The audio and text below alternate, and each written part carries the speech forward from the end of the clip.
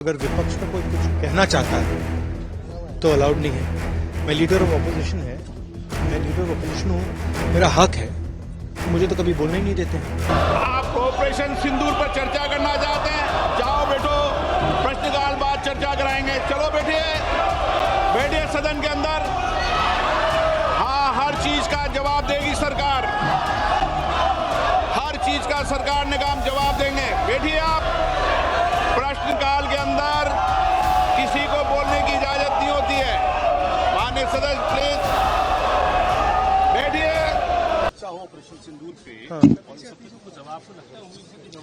नहीं, देखिए सवाल ये है कि जो हाउस में डिफेंस मिनिस्टर को बोलने देते हैं, उनके लोगों को बोलने देते हैं, मगर अगर विपक्ष का कोई कुछ कहना चाहता है तो अलाउड नहीं है।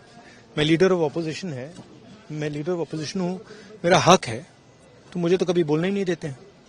तो ये एक नया अप्रोच है। क्या सवाल चाहते हैं आप? क्या सवाल आप चाहते हैं सर? जो प्रधानमंत्री बट दौड़ के निकले हाउस से एक सेकंड में, तो डिस्कशन। हाँ, चर्चा तो होगी, अगर वो अलाउ करेंगे तो होगी, मगर इशू ये है कि कन्वेंशन कहता है कि अगर सरकार के लोग कुछ बोलें तो हमें भी स्पेस मिलनी चाहिए। हम दो शब्द कहना चाहते थे, मगर विपक्ष को ये अलाउड नहीं है। Thank you. माननीय सदस्यगण प्लीज, अखिलेश जी इनको बिठाइए प्लीज। एक मिनट बैठिए प्लीज, सुनिए। बैठिए मणिकम जी, बैठिए। माननीय सदस्यगण,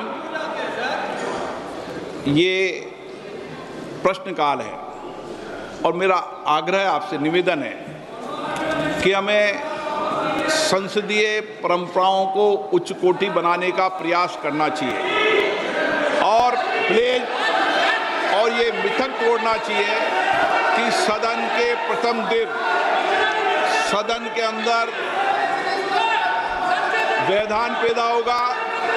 हमारे प्रयास होना चाहिए कि हम देश की जनता की भावनाओं के अनुरूप, उनकी इच्छाओं के अनुरूप यहाँ सदन में उनकी आकांक्षा रखें, उनकी भावनाओं को अभिव्यक्त करें और महत्वपूर्ण विषय जो देश में घटना घटी है उन पर व्यापक चर्चा और संवाद हो। इस मिथक को तोड़ना ही चाहिए। मेरा आग्रह आपसे, सदन को आप प्रश्नकाल के बाद, प्रश्नकाल जो भी विषय होता है प्रश्नकाल के होते हैं, आप नोटिस दीजिए। ये अखिलेश जी, आप सभी सदस्यों उधर तख्तियां लेके नहीं आए। नो, मैं आपको प्रश्नकाल के बाद सब विषयों पर चर्चा करूं। प्लीज बैठिए। नो,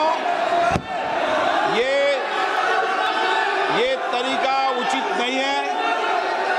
सदन के पहले दिन सदन चले, अच्छी चर्चा हो, व्यापक चर्चा हो। मैं सभी सदस्यों को पर्याप्त समय, पर्याप्त अवसर दूंगा। सदन नियमों प्रक्रियाओं से चलता है। प्रश्नकाल के बाद प्लीज बैठिए। नो, प्रदीप पुरोहित जी। मैं क्वेश्चन नंबर 1 पे जो माननीय मंत्री जी ने जो उत्तर दिए हैं, मैं उनको धन्यवाद देता हूं। व्यापक मात्रा में उनका उत्तर हमको भेजे हैं। मैं मोदी जी को भी धन्यवाद देना चाहता हूं, हमारा यशस्वी प्रधानमंत्री, इसलिए कि मोदी जी सबका साथ सबका विकास का जो नारा देके 2014 में देश चलाने की शुरुआत किए। कहीं भी कोई स्टेट में कोई भी सरकार हो, कोई भी गवर्नमेंट हो, उसका कोई मतलब मोदी जी नहीं रखते हैं। कोई भी 2014 से 2019 तक उड़ीसा में बिजू जनता दल का सरकार था, फिर भी केंद्र सरकार, मोदी जी का सरकार पर्याप्त अर्थ उड़ीसा को दिया था। और इसी बारे में क्वेश्चन नंबर 1 के संदर्भ बारे में मैं ये माननीय मंत्री जी से पूरक प्रश्न ये पूछना चाहता हूँ। माननीय मंत्री जी, चूंकि सरकार खेलो इंडिया और राष्ट्रीय खेल विकास निधि NSDF जैसी मांग आधारित योजनाओं के माध्यम से राज्य को प्रयासों को सफलतापूर्वक पूरा कर रही है। क्या मंत्री महोदय कृपया यहाँ बताने का कष्ट करेंगे कि इन योजना के अंतर्गत स्वीकृत खेल परियोजना की निगरानी और पारदर्शिता की सुनिश्चित करने के लिए मंत्रालय क्या कदम उठा रहे हैं, विशेषकर उड़ीसा राज्य के प्रसंग में? माननीय मंत्री जी,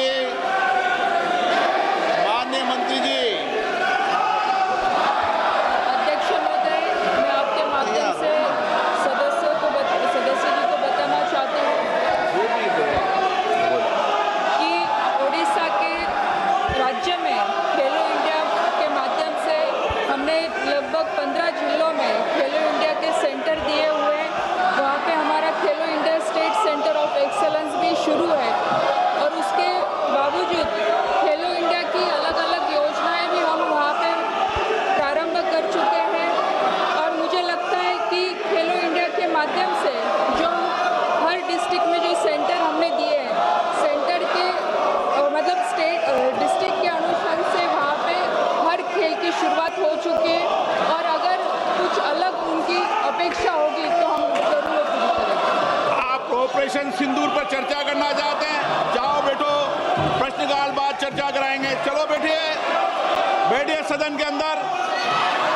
हाँ, हर चीज का जवाब देगी सरकार, हर चीज का सरकार ने काम जवाब देंगे। बैठिए आप। प्रश्नकाल के अंदर किसी को बोलने की इजाजत नहीं होती है। माननीय सदस्य प्लीज बैठिए। पूरक प्रश्न 2। माननीय मंत्री जी, आज ग्रामीण क्षेत्रों में खेल प्रतिभाओं की भागीदारी तेजी से बढ़ रही है और मिनी स्टेडियम इस दिशा में बहुत सहायक सिद्ध हो रही है। क्या मंत्री जी बताना चाहेंगे कि क्या सरकार खेलो इंडिया योजना के तहत पिछड़े और आकांक्षी जिलों से प्राप्त प्रस्तावों को प्राथमिकता देकर उनके तेजी, स्वीकृति और विकास के लिए कोई विशेष पहल कर रही है?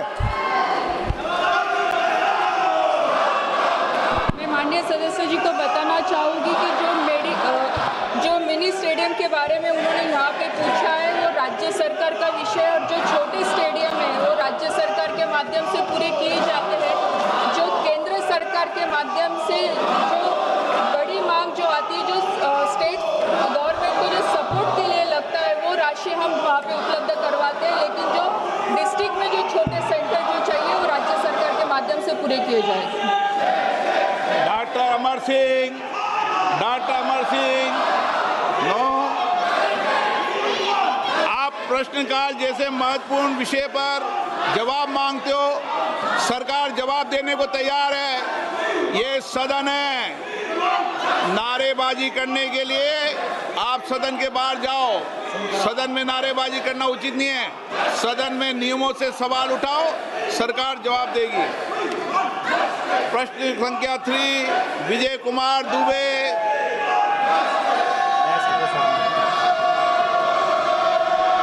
माननीय मंत्री महोदय, दुबे जी हैं, पूछ लिया मंत्री जी। उत्तर सदन के पटल पे रखा है। माननीय सदस्य। माननीय अध्यक्ष जी, आपके माध्यम से मेरा माननीय मंत्री जी से प्रश्न है।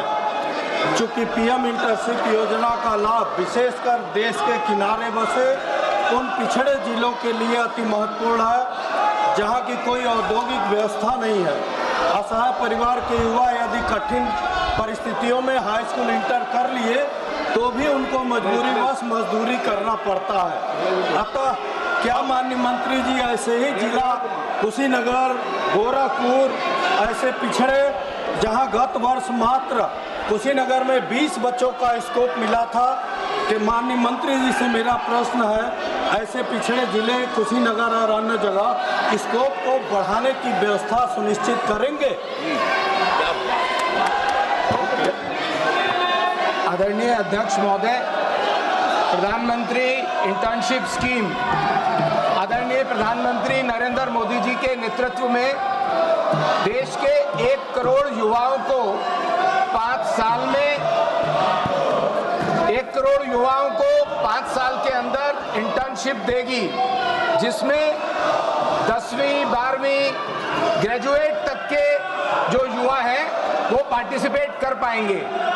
और वो पहले जो पायलट दिया गया है वो देश के 36 राज्यों में इसका विस्तार हुआ और उसके अंदर 1,81,000 कैंडिडेट्स ने अप्लाई किया और उसके अंदर 1,34,000 एप्लीकेंट शॉर्टलिस्टेड हुए, जिसमें उनको ऑफर्स दिया, 82,000 युवाओं को ऑफर दिया गया और 28,000 युवाओं ने उसको एक्सेप्ट किया है। तो इसमें हर राज्य के लगभग हर जिले के अंदर इसमें पार्टिसिपेंट्स हैं और उन्होंने इसमें भाग लिया है, उनको मौका दिया गया है। गोरखपुर में भी माननीय सदस्य का ये प्रश्नकाल है। मैं माननीय सदस्यों से फिर आग्रह करता हूं, वह अपनी अपनी सीट पर जाकर बैठे। सरकार हर मुद्दों पर जवाब देना चाहती है, सदन चलना चाहिए, सदन पर चर्चा होनी चाहिए, संवाद होना चाहिए। आप तख्तियां लेके नारेबाजी के लिए यहाँ पर नहीं आए। सदन नियमों प्रक्रियाओं से चलता है, नियम प्रक्रिया में उठाए गए हर मुद्दों के पर चर्चा होगी। आप प्रश्नकाल नहीं चलने देना चाहते, आप सदन नहीं करना चाहते, सदन की कार्रवाई आज 12 बजे तक के लिए स्थगित की जाती है।